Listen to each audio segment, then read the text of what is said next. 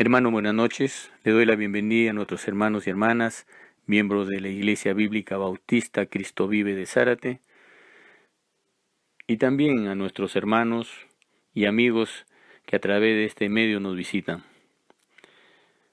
Esta semana es una semana que tradicionalmente se celebra la agonía, muerte y crucifixión de nuestro Señor Jesucristo. Y es menester tener en cuenta lo principal, que Cristo vino a este mundo a salvar lo que se había perdido. Y lo que está aconteciendo en el mundo con esta pandemia, de alguna u otra manera nos permite tener más tiempo para poder dedicarlo a la lectura de la palabra y a tener en cuenta la soberanía de Dios sobre lo que Él ha creado, su control sobre lo que Él ha creado. Y es por ello que vamos a orar para que sea Él el que dirija esta predicación. Bendito Padre Celestial, Señor y Dios nuestro, te damos gracias por este momento. Gracias, Padre, por la oportunidad que nos brinda de poder escudriñar tu palabra y de tenerla presente día a día, de tal manera de que nos conduzcamos como hijos tuyos. Bendito Padre Celestial, te pedimos por quienes en este momento tienen la dirección de tu congregación, por nuestro hermano Alberto, Níger, Roberto, Daniel, Jesús, Alex, Juan. Sé tú con cada uno de ellos, Señor, cuídalos, protégelos, líbralos y apártalos de todo mal y de toda tentación. Te lo pedimos, Padre nuestro, en el nombre de tu Hijo amado, Cristo Jesús. Amén. Jesús, después de haber institucionalizado la cena del Señor, el primer día de la fiesta de los panes sin levadura, junto a sus apóstoles, se dirige al huerto de Getsemaní a orar. Y es justo en este sitio en donde Él pide al Padre, Padre, todas las cosas son posibles para ti. Aparta de mí esta copa, mas no lo que yo quiero, sino lo que tú. Jesús se encontraba angustiado, de tal manera de que sentía el peso del pecado del mundo en sí. Después de haber orado en Getsemaní, es arrestado.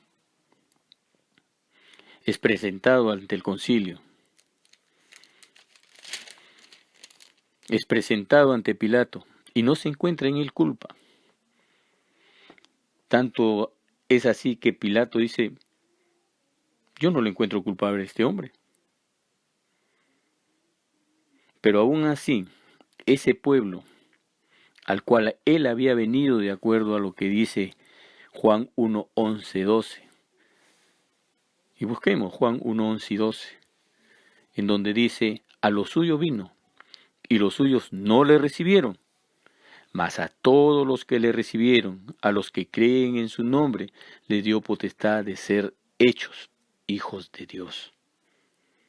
Ese pueblo al cual él había venido es aquel pueblo que en su momento dijo, Hosana, Hosana, bendito el que viene. Más tarde estaba pidiendo crucificarlo, crucificarlo. Cristo, después de haber sido molido, como dice Isaías en el capítulo 53, versículo 4, hasta el versículo 9, en donde dice claramente Isaías: ciertamente llevó él nuestras enfermedades y sufrió nuestros dolores, y nosotros le tuvimos por azotado, por herido de Dios y abatido. Mas él herido fue por nuestras rebeliones, molido por nuestros pecados. El castigo de nuestra paz fue sobre él, y por su llaga fuimos nosotros curados. Todos nosotros nos descarriamos como ovejas, cada cual se apartó por su camino, mas Jehová cargó en él el pecado de todos nosotros. Angustiado él y afligido, no abrió su boca. Como cordero fue llevado al matadero, y como oveja delante de sus trasquiladores enmudeció y no abrió su boca. Por cárcel y por juicio fue quitado, y su generación, ¿quién la contará? Porque fue cortado de la tierra de los vivientes, y por la rebelión de mi pueblo fue herido. Y se dispuso con los impíos su sepultura, mas con los ricos fue en su muerte, aunque nunca hizo maldad, ni hubo engaño en su boca. Con todo eso, Jehová quiso quebrantarlo, sujetándole a padecimiento.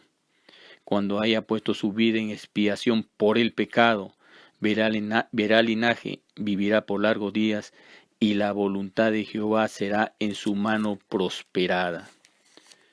Jesús ya se encuentra crucificado, se encuentra en la cruz.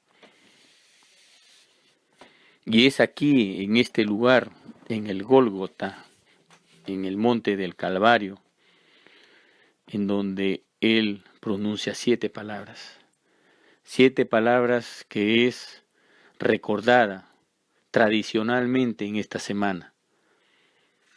Y cada palabra tiene un mensaje para su pueblo y para el mundo. La primera palabra la encontramos en Lucas 23:34. Lucas 23:34. Y Jesús decía: Padre, perdónalos, porque no saben lo que hacen. Y repartiendo entre sí sus vestidos, echando suertes. Es justo en este lugar en donde Cristo pone en práctica lo que enseñó a sus apóstoles, a sus discípulos: el perdón. Gente que a su alrededor hasta ese momento hablaba y decía cosas que en realidad no tenían nada que ver con el propósito por el cual Él había venido a este mundo. Ahí estaban. Tú que derribas el templo de Dios y en 3 días lo reedificas, sálvate a ti mismo y desciende de la cruz. Tú que has levantado muertos, has sanado enfermos y tantos otros milagros que se han puesto de manifiesto en su palabra. ¿Por qué no desciendes de donde estás? Pon de manifiesto tu poder para que podamos creer en ti. A pesar de ello, a pesar de todo lo que en ese momento le injuriaban, Él pide al Padre perdón. ¿Por qué? Porque también en Mateo 5:44, y vamos a Mateo 5:44, en donde dice: pero yo os digo, amad a vuestros enemigos, bendecid a los que os maldicen, haced bien a los que os aborrecen, y orad por los que os ultrajan y os persiguen. Jesús, el Cristo, era consecuente con sus palabras. Manifestaba en ese momento lo que en todo momento Él ponía como ejemplo a quienes lo seguían: el perdón. Y a pesar de que era el pueblo al cual Él había venido para que lo recibieran, fue desechado. Sin embargo, Él dice claramente: mas a todos los que le recibieron, a los que creen en su nombre, les dio potestad de ser hechos hijos de Dios. ¿Cómo nosotros podemos llegar a perdonar a personas que, a pesar de todo lo bueno que nosotros podamos actuar o comportarnos frente a ellos, nos continúan dañando, nos continúan injuriando, nos continúan vejando? Humanamente no lo podemos hacer. Tenemos que ser hechos hijos de Dios. Cristo, el Hijo de Dios, en agonía en la cruz, pide: Padre, perdónalos, porque no saben lo que hacen. El conocimiento de la palabra de Dios nos da esa capacidad de poder hacerlo. Pero es importante que nosotros, para poder llegar a perdonar, a pedir al Padre perdón por las personas que nos rodean, por las personas que de alguna u otra manera ocasionan daño al cristianismo, es siendo hechos hijos de Dios. No hay otra manera de que nosotros podamos perdonar.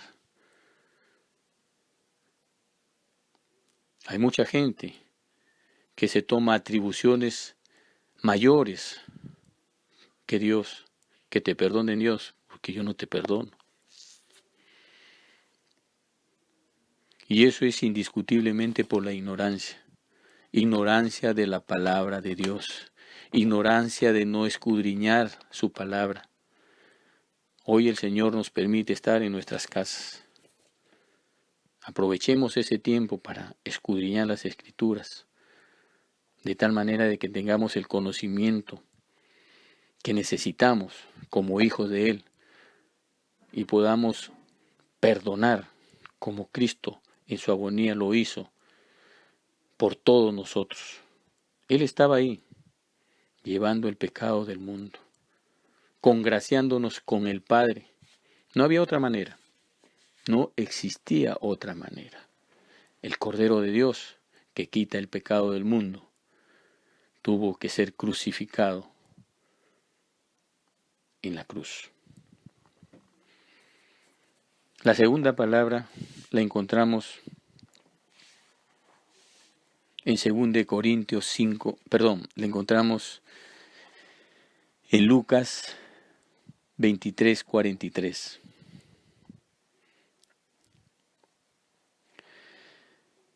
Entonces Jesús le dijo: de cierto te digo que hoy estarás conmigo en el paraíso. Jesús se encuentra en la cruz y a ambos lados se encuentran dos ladrones, dos individuos que habían cometido atrocidades, puesto que la ley romana mandaba al crucifijo a aquellas personas que eran prácticamente gente que ya no tenía forma de reivindicarse. Y es por ello de que iban a la crucifixión. Y estando en ese lugar, los dos ladrones lo injuriaban a Cristo, porque de alguna otra manera se habían enterado de quién era el que estaba a su lado. Y le decían: sí, pero si tú eres el Hijo de Dios, sálvate a ti mismo y sálvanos a nosotros. Sin embargo, uno de ellos comenzó a increpar al otro. Nosotros estamos aquí porque lo merecemos. Hemos hecho daño. Hemos actuado en contra de la ley. Nos merecemos estar en este lugar. Pero Él no. Él es justo. Y en un momento le dice a Cristo: Señor, acuérdate de mí cuando vengas en tu reino. La respuesta de Cristo nos sorprende a todos. Sí. Porque le dice: hoy estarás conmigo en el paraíso. De cierto te digo, hoy estarás conmigo en el paraíso. No mañana, no pasado, no cuando tu cuerpo resucite. Hoy. La gracia de Dios se pone de manifiesto. ¿Merecía este regalo este malhechor? ¿Merecemos nosotros esa gracia, ese regalo de parte de Dios. Por gracia somos salvos. Por gracia somos salvos. Y es el Padre el que pone de manifiesto su voluntad al permitirnos que nosotros seamos llevados a Cristo. Porque en Juan 6:37 dice: todo lo que el Padre me da vendrá a mí, y al que a mí viene no le echo fuera.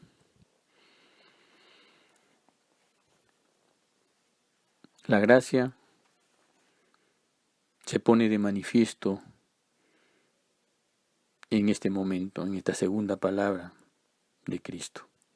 Porque Él vino a salvar lo que se había perdido. Y Él tiene la última palabra sobre el hombre. Y se lo dice al malhechor: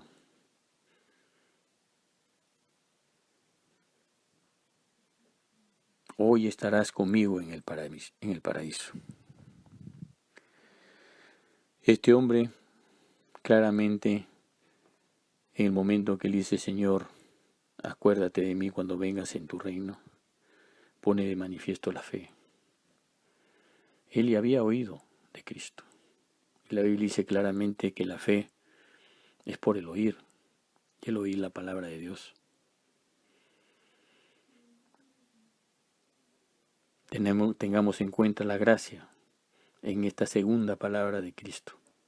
En la tercera palabra que se encuentra en Juan 19:26, nos vamos a Juan 19:26.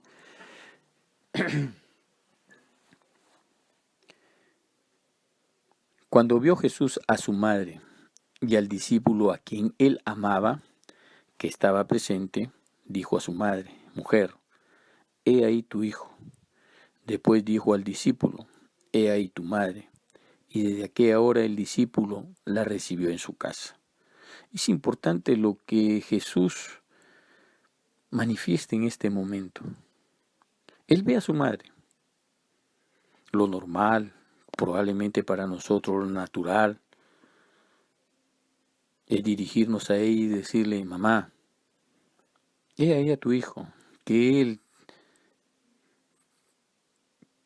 te cuide. Pero también tenemos que entender que María tenía más hijos.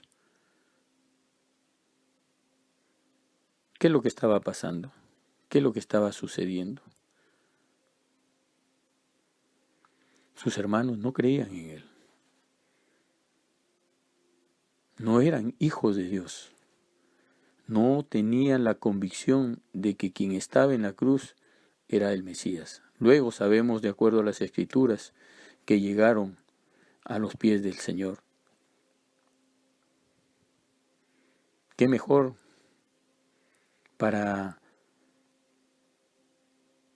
el Hijo de Dios que el dejar a su madre en manos de uno de sus discípulos al que él amaba, sabiendo de que él iba a poner de manifiesto claramente lo que ya con nosotros lo conocemos? Ese mandamiento que dice: honra a tu padre y a tu madre para que te vaya bien y seas de larga vida sobre la tierra. Un mandamiento con promesa, como se dice, pero que debería de salir de nosotros sin estar esperando la promesa. Porque ¿quién no quiere a su padre? ¿Quién no quiere a su madre? ¿Qué tan buenos hijos somos nosotros? ¿Y qué tan buenos hijos tenemos nosotros que en este momento somos padres? ¿Realmente se están conduciendo bajo la palabra de Dios? ¿Nos honran? ¿Manifiestan el respeto que nosotros merecemos? Es importante que nosotros tengamos en cuenta lo que Cristo nos manifiesta en esta tercera palabra. María estaba pendiente de la vida de su hijo y lo muestra y lo demuestra al estar presente en este momento de la crucifixión. Sabemos que es muy doloroso, humanamente hablando, el ver a nuestros hijos pasando dificultades, sufriendo, más aún, siendo injustamente castigado. Pero ella lo guardaba en su corazón. Él sabía de quién se trataba. Ella sabía quién estaba ahí siendo crucificado en la cruz. Era necesario, porque Cristo había venido a este mundo a salvar lo que se había perdido. Y María era parte de esas personas a la cual Él había venido a salvar. Cristo estaba muriendo por ella y también por el resto del mundo. Seguir los pasos de Cristo es importante. Expresar el amor con buenas acciones es importante. Tenemos que mostrar de que somos hijos de Dios. Tenemos que mostrar de que realmente hay un cambio en nuestras vidas. En el lugar donde nos encontremos, debemos de ser lo que dice la palabra del Señor, luz, sal. Nuestro testimonio es importante. En la iglesia, en el trabajo, en la casa como familia, en la calle. Podemos engañar a quienes nos ven, pero sabemos de que a Dios no. Y eso amerita de que nosotros leamos la Biblia, escudriñemos las escrituras. En ella está la mente de Dios, está lo que Él es y lo que quiere para cada uno de nosotros, cuáles son sus propósitos. Y que no tomemos la crucifixión de Cristo como algo humano y que no nos asombremos con lo que Él pasó en la cruz, antes de la cruz, sino que entendamos el propósito por el cual Él fue crucificado. En 2 de Timoteo nos dice: toda la escritura es inspirada por Dios y útil para enseñar, para redarguir, para corregir, para instruir en justicia. Y ello es lo que nos va a permitir a nosotros tener la mente de Cristo, seguir los pasos de Cristo y poder continuar firmes en el propósito que Dios tiene para cada uno de nosotros, de tal manera de que actuemos correctas y adecuadamente, de tal manera de que mostremos de que somos realmente hijos de Dios, y saber de que toda persona que va a Cristo, Él no nos echa fuera. Pero confiamos y más quisiéramos estar ausentes del cuerpo y presentes en el Señor. En la primera palabra, perdón. En la segunda palabra, gracia. Y en la tercera palabra, compasión. Hermanos, el día de mañana se va a continuar con el resto de las palabras pronunciadas por Cristo en la cruz. Y es importante que nos mantengamos a la expectativa. No nos olvidemos de que nuestro Señor y Salvador venció el mundo, venció la muerte, y Él vive. Vamos a orar y mañana continuaremos con las 4 palabras restantes. Bendito Padre Celestial, Señor, te damos gracias porque nos permites escudriñar tu palabra y sabemos, Padre nuestro, que ella nunca regresa vacía. Te pedimos por nuestros hermanos en el lugar donde se encuentren. Tú conoces lo que está aconteciendo en la vida de cada uno de ellos, en la vida de cada uno de nosotros. Ayúdanos, Señor, a mantenernos siempre firmes,